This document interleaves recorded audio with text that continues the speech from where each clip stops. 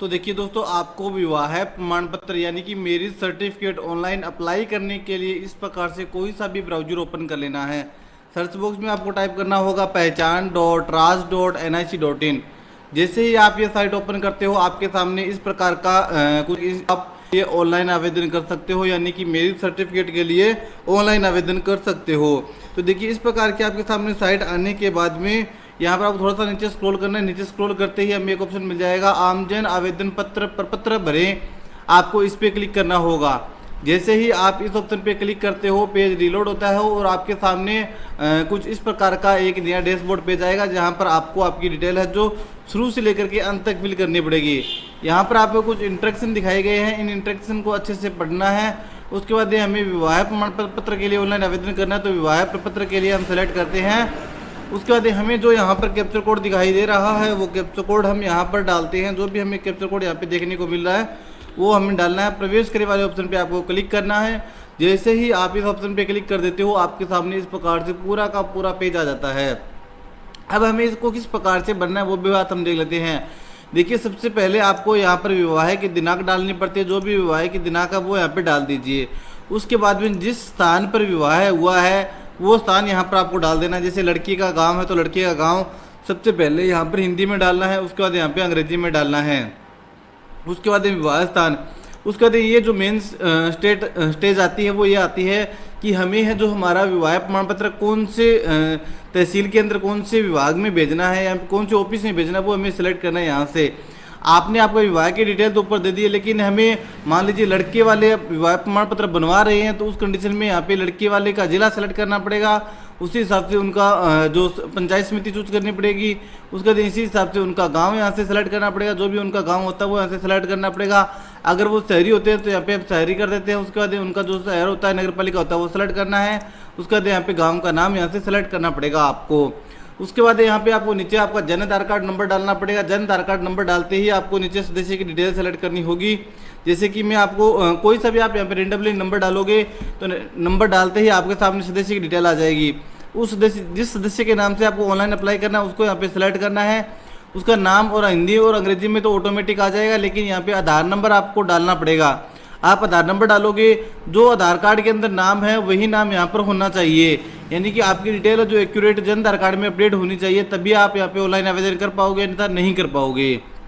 उसके बाद जो वर होता है, जो लड़का होता है, उसके पिता का नाम यहाँ पे हिंदी में डालना है, नीचे माता का नाम डालना है। यहाँ पे पिता का नाम अंग्रेजी में डालना है, यहाँ पे माता का नाम अंग्रेजी में डालना है। उसके बाद लड़के की जन्म दिनांक यहाँ पर डाल देनी है। लड़के का एड्रेस पूरा यहाँ पे डाल देना है। उसके बाद वो भारतीय है तो हम भारतीय सेलेक्ट करते हैं। धर्म जो भी होता है वो सेलेक्ट करना है। उसके बाद उसकी जाति जो भी होती है वो यहाँ से सेलेक्ट करनी है। उसके बाद वो कितना पढ़ा हुआ है वो यहाँ पे सेलेक्ट कर लेना है। अगर लड़का ओनली सिर्फ साइन कर सकता है तो हम यहाँ पे साक्षर कर सकते हैं। अगर वो साइन नहीं करता, ना लिख सकता, ना पढ़ सकता, कुछ भी नहीं है, तो यहाँ पे निरक्षर सेलेक्ट कर सकते हैं। और अगर उसने माध्यमिक तक पढ़ाई की, 10वीं तक पढ़ाई की, तो हम माध्यमिक यहाँ से सेलेक्ट कर लेते हैं।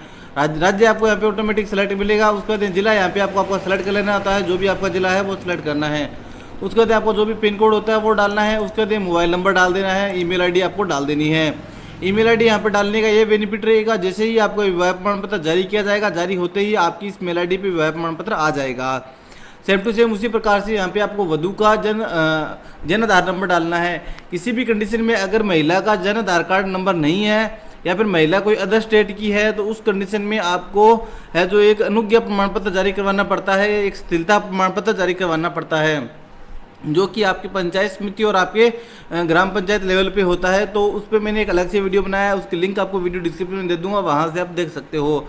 तो अगर जन आधार कार्ड नंबर तो वो डाल देना है, और अगर जन आधार कार्ड नंबर नहीं है तो यहाँ पे आपको स्थिरता प्रमाण पत्र का जो नंबर मिलता है वो नंबर यहाँ पे आपको डालना है।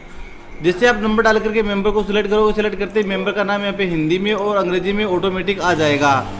उसके बाद यहाँ पे आधार नंबर डालना पड़ेगा, जो भी उनका आधार नंबर होता है वो डालना है। उसके बाद उसके पिता का नाम यहाँ पे हिंदी में और नीचे माता का नाम हिंदी में और यहाँ पे अंग्रेजी में और हिंदी में सेम टू सेम डालना है। डेट ऑफ बर्थ सेलेक्ट करनी है। उसके बाद यहाँ पे आपको एड्रेस डाल देना है, जो विवाह का एड्रेस और यहाँ पे लड़की का एड्रेस यानी कि वधु का एड्रेस सेम हो सकता है। उसके बाद यहाँ पे आपको नागरिकता सेलेक्ट करनी है, धर्म सेलेक्ट करना है। उसके बाद में आपको आपकी जाति सेलेक्ट कर लेनी है। उसके बाद लड़की कितनी पड़ी हुई है वो यहाँ से सेलेक्ट करनी है। उसके बाद यहाँ पे आपको सबसे पहले राज्य सेलेक्ट करना पड़ेगा। लड़की का कौन सा राज्य है, पंजाब, हरियाणा, राजस्थान, उत्तर प्रदेश, मतलब जो भी राज्य है वो यहाँ से आपको सेलेक्ट कर लेना है। उसके बाद यहाँ पे आपको जिला सेलेक्ट कर लेना है, उसके बाद पिन कोड डाल देना है, मोबाइल नंबर डाल देना है, ईमेल आईडी डाल देनी है। मोबाइल नंबर ईमेल आईडी यहाँ पे डालना जरूरी नहीं है, बाकी आप ऑप्शनल है, चाहो तो डाल सकते हो। आप अगर आप डाल देते हो तो बेटर रहता है। उसके बाद यहाँ पे आपको गवाह की जानकारी देनी पड़ती है। जैसे यहाँ पे देखिए वर्क के गवाह का नाम हिंदी में डालना है, यहाँ पे अंग्रेजी में डालना है, जो एड्रेस है वो डाल देना है, यहाँ पे हिंदी में डालना है और पहले उसके बाद अंग्रेजी में डाल देना है। देखिए यहाँ पर जो वर है यानी कि जो लड़का है उसका एड्रेस और उसके गवाह का एड्रेस एक समान हो सकता है। उसके बाद यहाँ पे आपको जिला सेलेक्ट कर देना है, जो भी जिला होता है वो यहाँ पे आपको सेलेक्ट कर देना है।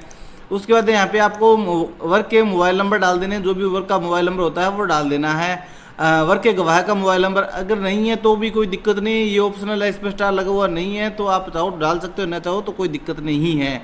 इसी हिसाब से वधू के गवाह का यहाँ पे आपको एड्रेस डाल देना, नाम लिखना है और यहाँ पे अंग्रेजी में हिंदी में इस प्रकार से लिख देना है। उसके बाद उनका एड्रेस डाल देना है, जो लड़की यानी कि वधू है उसका एड्रेस और उसके गवाह का एड्रेस एक समान हो सकता है।